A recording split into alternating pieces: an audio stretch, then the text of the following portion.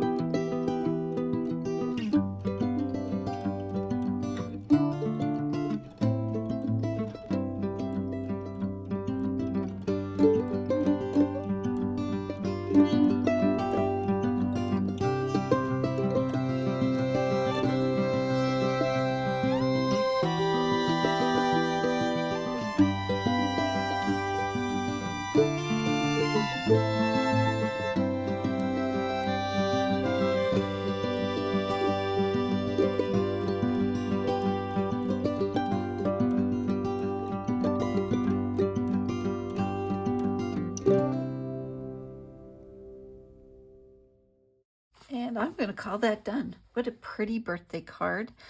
Simple watercoloring using the soft pastels.